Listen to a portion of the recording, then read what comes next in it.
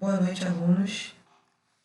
Essa videoaula é referente ao tema pertinente à citologia, que estudamos na segunda-feira, referente aos conceitos e conteúdos relacionados às membranas biológicas, ou seja, a membrana plasmática, que faz parte da estrutura da célula, tá?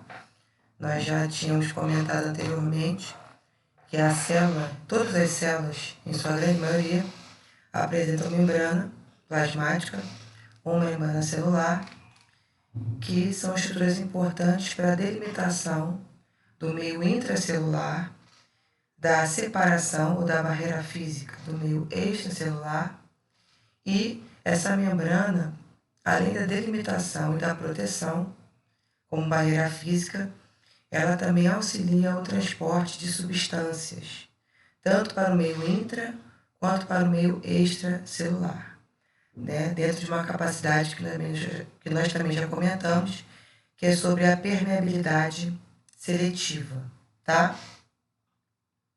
Então, nós vimos que todas as células, elas serão envoltas por uma membrana, tá? E através dessa membrana, vai ocorrer a passagem de todos os nutrientes e materiais residuais que necessitam passar, tá? Para fora da célula, porque também a célula, além de digestão, veremos aí nas próximas aulas de organelas, também elimina via excreção, ou também chamada de plasmocitose, esses resíduos metabólicos que a célula não necessita mais, ela joga para fora, tá? Outra coisa importante destacar é que a membrana biológica, ou membrana plasmática, ela é um revestimento que atua como uma barreira seletiva, tá? Que vai possibilitar que a célula concentre todos os nutrientes adquiridos dentro do seu meio, através da produção via organelas celulares, e que ela consiga reter esses produtos que ela sintetiza para uso próprio, tá? Enquanto excreta produtos residuais, tá bom?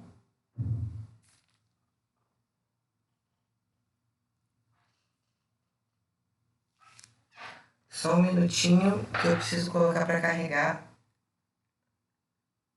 o computador, peraí.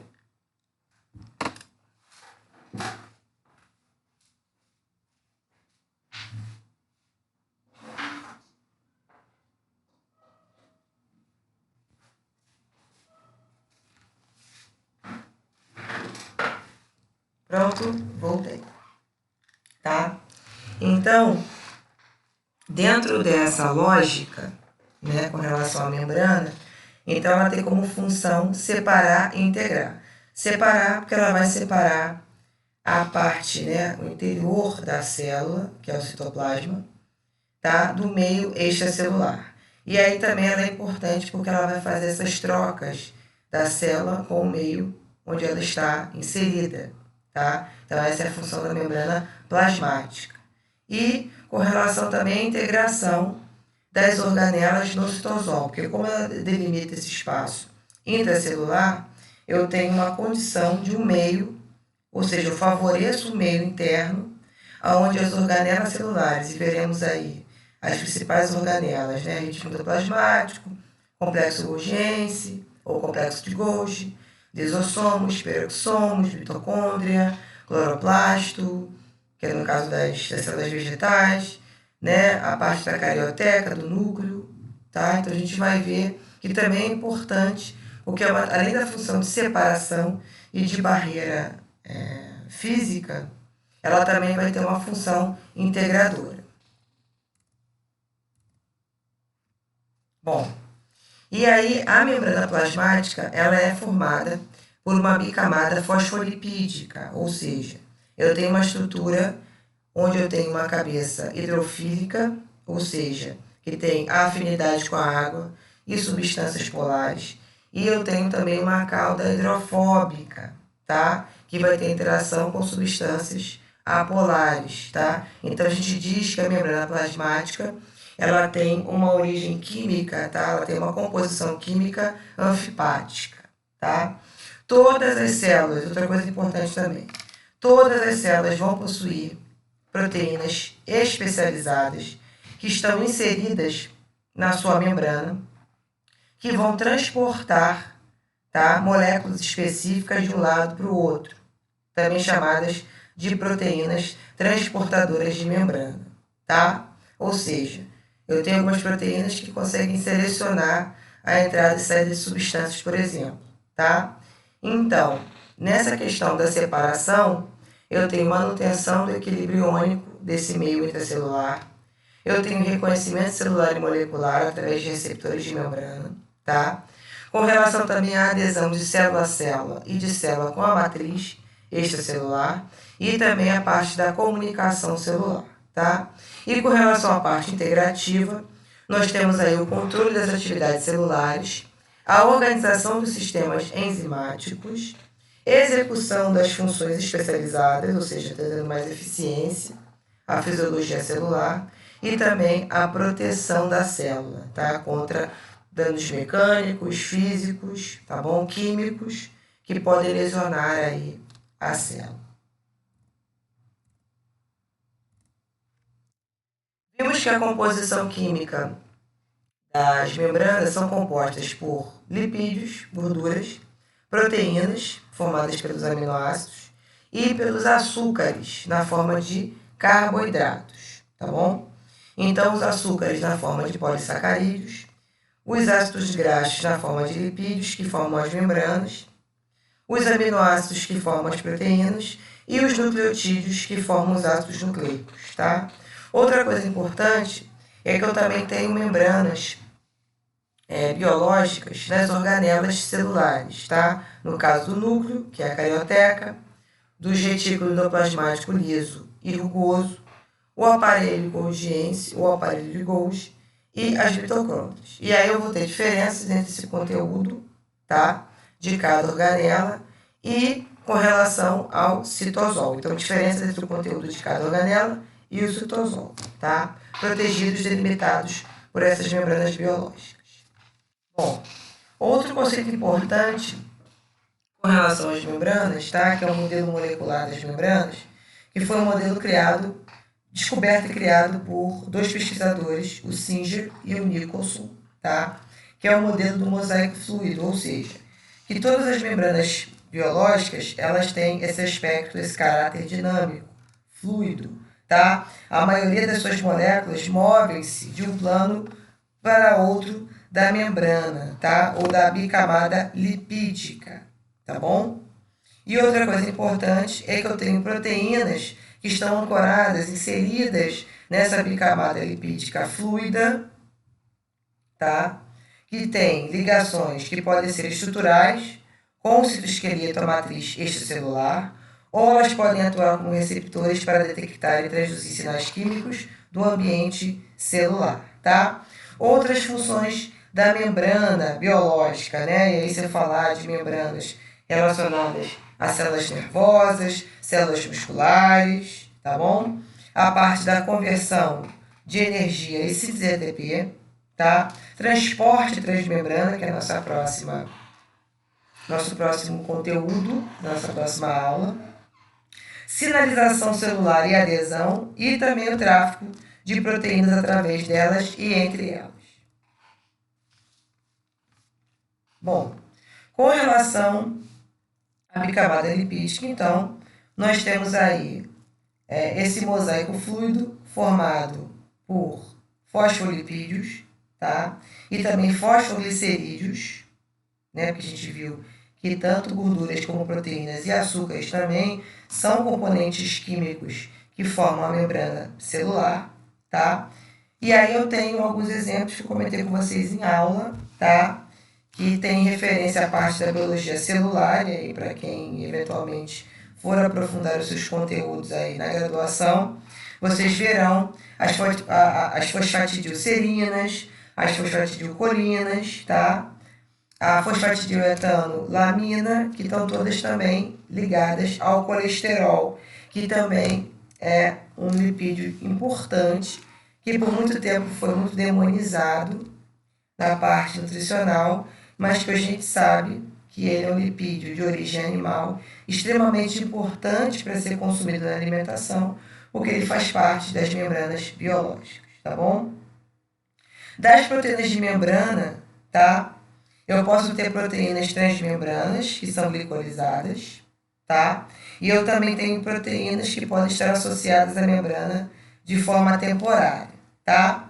Aqui é uma imagem do que eu tinha comentado com vocês, da região hidrofílica, tá? Que é essa parte aqui.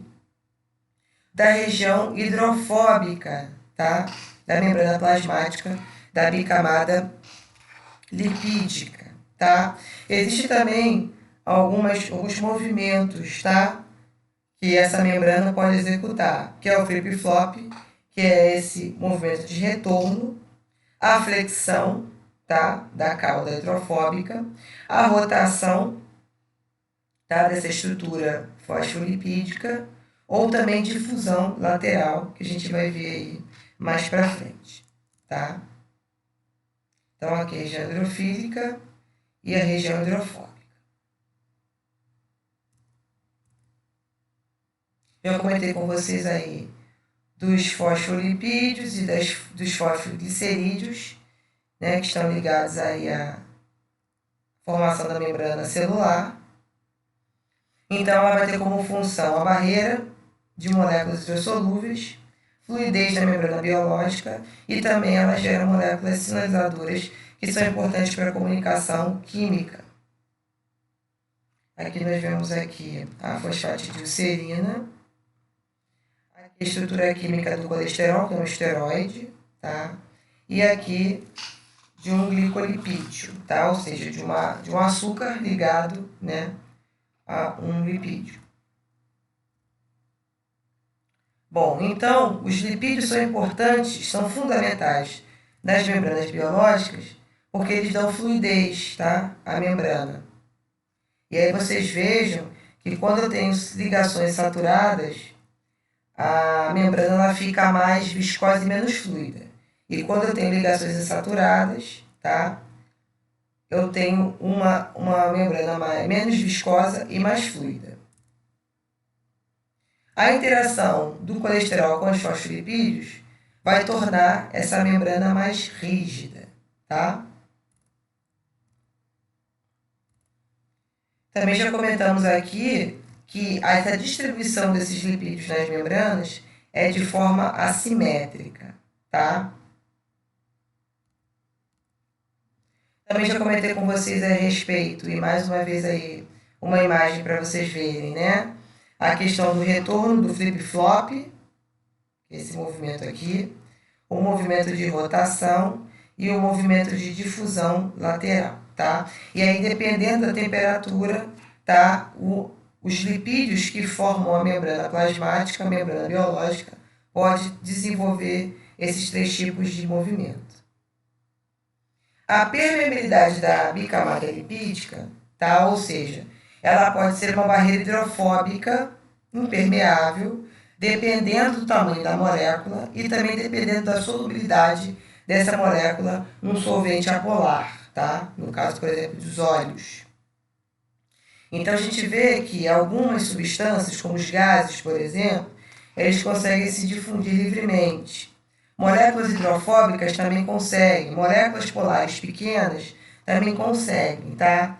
Só que moléculas muito grandes, como a glicose, por exemplo, ou os aminoácidos, elas têm uma dificuldade, tá? Eles vão ter uma barreira para conseguir entrar. E aí eu preciso associar outros íons, tá? Como sódio, cálcio, para conseguir internalizar essas substâncias, tá? Por isso que, por exemplo, no soro caseiro, para uma pessoa que está desidratada, qual que vai ser a constituição química, né? O que você vai misturar ali? Água, açúcar e sal. Porque o cloreto de sódio, ele auxilia na entrada da glicose na célula, tá? Aminoácidos também. Por isso, normalmente, os soros que são ministrados quando uma pessoa está doente, no hospital, internada, ou quando ela precisa de um acesso para conseguir ser ministrado algum medicamento, sempre é pelo soro, porque o soro permite essa entrada mais facilitada dessas substâncias, desses medicamentos nas células do paciente, tá bom? Já vimos aqui, tá? Então, das proteínas, elas podem ser integradas ou periféricas. Eu tenho aí por volta de 65%, tá, de proteínas integrais, que elas podem ser extraídas dessa bicamada através de detergentes, tá? Ou que são moléculas anfipáticas. Né? Muitos detergentes, eles tanto têm afinidade, né, com substâncias polares como substâncias apolares, né? Por isso que o detergente, ele consegue se ligar às gorduras quando você vai lavar a louça e quando você joga a louça na pia, quando está jorrando a água, né, a água ela vai e tira todo aquele sabão com a gordura. Por quê? Porque o detergente é um tipo de substância de solvente anfipático, tá bom? Ele se liga às duas cargas, tanto polares quanto apolares. Das proteínas integrais, nós temos também essas moléculas anfipáticas, que são normalmente transmembranas, ou seja, entre as membranas, que podem estar ligadas de maneira covalente aos lipídios, tá? Da membrana. Ou também podem estar ligados de forma covalente, de forma externa, tá? Fora da membrana plasmática. Das proteínas periféricas, tá? A gente pode extrair essas proteínas através de soluções salinas, tá? Ou que elas são proteínas que estão ligadas a outras proteínas de forma não covalente, tá? E também eu tenho uma distribuição assimétrica, tá? Dessas proteínas que podem estar ou não ancoradas na membrana plasmática, tá? Ou inseridas por entre a membrana plasmática. Bom, das funções das proteínas, né, que são ligadas à membrana, nós temos aí as estruturais, as de reconhecimento, as que também formam receptores, no caso, por exemplo, da insulina, tá? É uma proteína de membrana que vai captar, né, as moléculas de glicose, internalizando nas células, tá? Produzindo uma reserva energética chamada de glicogênio lá no fígado e também na musculatura esquelética, tá? Eu também tenho proteínas com ação enzimática, de transporte e também de comunicação celular. Bom, das proteínas de transporte, elas podem também produzir e desenvolver o que nós chamamos de poros hidrofílicos, tá? Por exemplo, as aquaporinas, por onde tem a entrada de água na célula.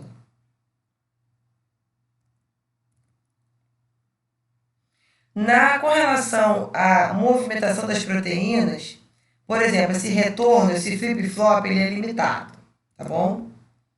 Elas também podem ter rotação ou difusão lateral vertical, tá? Dentro dessa bicamada lipídica fluida. Essa mobilidade lateral, ela foi demonstrada de forma experimental, tá? Quando foi feito, né, esse experimento, foi feito através da difusão de proteínas plasmáticas da membrana, e aí com o tempo isso foi observado e percebeu-se uma junção intercelular, tá? Uma difusão entre as células de camundongo com as células humanas, formando uma célula híbrida, tá bom? Nas células epiteliais, por exemplo, tá? Eu vou ter proteínas aí, ou seja, no intestino ou nos túbulos renais, essas proteínas elas ficam ancoradas, tá bom? Ficam confinadas na superfície apical, tá? Das microvilosidades, que são importantes aí no processo de sinalização, né? Comunicação celular e entrada aí de substâncias que serão absorvidas e armazenadas. Outra coisa importante, tá, com relação à membrana, são os gradientes iônicos que podem atravessar a membrana plasmática, tá? Através dessas proteínas de membrana, que eu já tinha comentado com vocês, com relação à síntese de proteínas de ATP, a parte da coordenação do transporte de solutos selecionados, né? na parte também dos músculos e nervos, na produção do impulso elétrico, tá? Porque elas podem representar uma função de sensorial, ou seja, de sensores, tá? De sinais externos, como receptores, tá bom? Que vão transferir essa informação através da membrana, tá? E permite que essa célula, a partir desse estímulo, tá? Dessa ação externa, decisão externa, ela consegue mudar o seu comportamento em resposta ao ambiente, tá? Aos sinais ambientais. Então, vocês percebam que as proteínas de membrana elas têm funções muito importantes e que fazem parte da fisiologia da célula. Outra coisa também importante que eu não comentei com vocês é com relação ao glicocálice, tá? Que é um revestimento à base de açúcares, tá bom? E que eles serão a proteção com relação a danos mecânicos, tá? Danos químicos e algum tipo de dano físico também, tá? Então, é uma das funções aí do glicocálice, que é um revestimento à base de açúcares, tá? Que fazem parte da membrana, tá? Com relação à restrição do movimento das proteínas, nós temos aí, né, dessas restrições, a célula pode desenvolver uma ligação, tá? São 4 formas de você restringir a mobilidade lateral das proteínas de membrana, tá? Ou em forma de agregados, ou presas com uma restrição, né? Ou seja, tem uma interação que restringe esse movimento, né? Essa interação com macromoléculas dentro ou fora da célula, e também essa interação aí de proteínas de superfície, tá? De uma célula com a outra, que seria essa imagem aqui, ó. E aí eu posso ter ligação com o citoesqueleto, ligação com a matriz extracelular, eu posso ter ligação de proteínas entre células diferentes, tá bom? E também desses agregados formando uma barreira contra a difusão. Então, na luz do intestino, a gente percebe essa barreira aí de difusão, tá?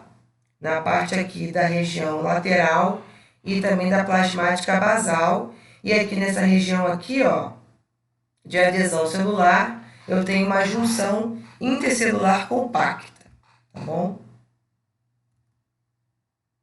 Que se formam os territórios da membrana e, no caso da luz intestinal, os territórios aí das microvilosidades. Já vimos também a parte da estrutura básica. E aí, por fim, os carboidratos, tá? Ou hidratos de carbono. Normalmente eles ficam ligados de forma covalente, tá? Aos lipídios e as proteínas da membrana, formando essas glicoproteínas que podem ser secretadas pela célula ou absorvidas na superfície celular. Então, vimos também que o glicocálice, ele vai ser essa glicoproteína, né? Importante aí como revestimento, barreira contra danos químicos ou mecânicos, e também impede que ocorra algum tipo de adesão ou interação que não é benéfica de uma célula entre células diferentes, tá bom? Também é um tipo de localização dos carboidratos de forma assimétrica, tá? Eles normalmente ficam na face não plasmática das membranas. Eles são importantes para a proteção da superfície celular, tá? E também são importantes no reconhecimento e adesão celular. E aí aqui a gente tem um exemplo do movimento chamado de diapedese, tá? Quando eu tenho aí o transporte, quando eu tenho aí a migração de neutrófilos ou de macrófagos, que eles perpassam, tá? Esse tecido endotelial do vaso sanguíneo e conseguem chegar através da diapedese até o local da infecção. Eu também tenho determinação antigênica, ou seja, o que nós chamamos de impressão digital da célula, que é mais específico ligado à parte do sistema sanguíneo AB0, tá? E eu também tenho aí propriedades enzimáticas dos carboidratos, no caso das peptidases, das glicosidases, que são referentes à parte da digestão, tá? Dessas moléculas grandes de açúcares ou ligadas a proteínas. tá? Aqui eu tenho uma imagem de microscopia, talvez eletrônica, das microvilosidades do glicocálice. Tá? Os carboidratos também são importantes receptores de macromoléculas, no caso de hormônios, neurotransmissores, toxinas, tá bom? Então, eu tenho uma porção receptora que pode ser ativada sinalizando, né, mandando sinal para que ocorra modificação do comportamento da célula, a essa estimulação externa. E embaixo eu tenho a porção efetora, aquela que vai, de fato, efetivar a resposta, tá?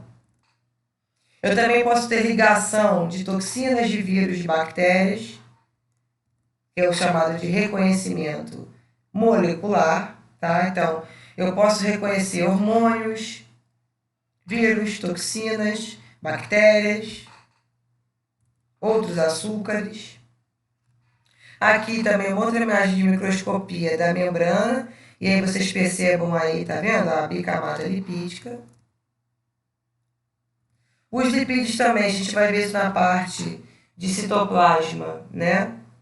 E organelas, que eu tenho a síntese, tá, de lipídios lá no retículo endoplasmático liso, nessa fase que nós chamamos de citoplasmática. E eu também vou ter transporte, tá, lumial, que a gente chama isso de flipases. Eu também tenho, né, esse transporte de lipídios que são formados no retículo endoplasmático liso, tá? Através aí de ligações das vesículas formadas pelo complexo Golgiense, tá? Que são vesículas do REL e do RER levadas para as proteínas motoras.